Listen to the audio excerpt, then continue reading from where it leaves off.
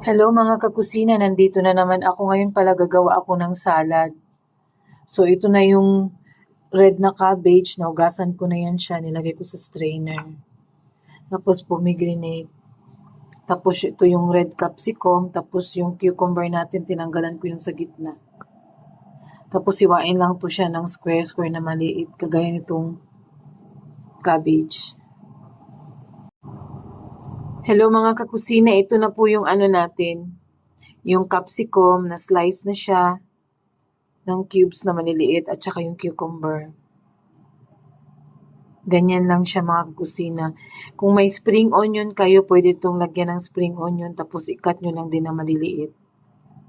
Pagkatapos, ilagay na natin ang ating yung pomegranate. Ganun lang siya.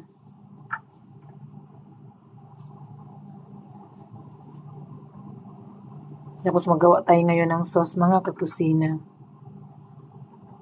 Ang sarap nito.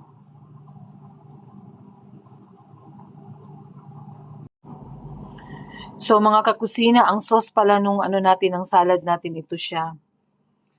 Dried green mint, tapos pomegranate sauce, lemon juice.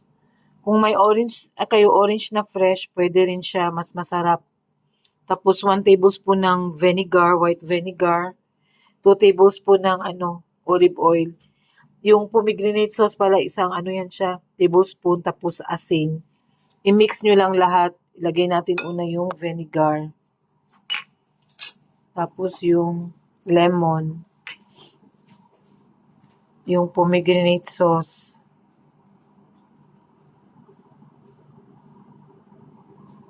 Tapos yung olive oil.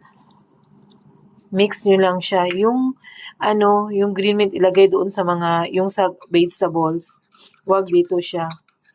Huwag dito ihalo. Mix nyo lang siya hanggang mahalo na yung olive oil at saka yung pomegranate.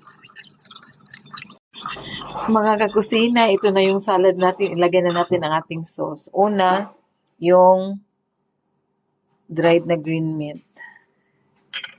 Tapos yung sauce. Ganyan lang yan siya mga kakusina.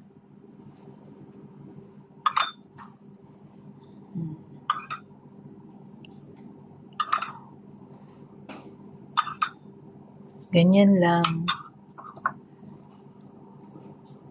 Tapos, i-mix.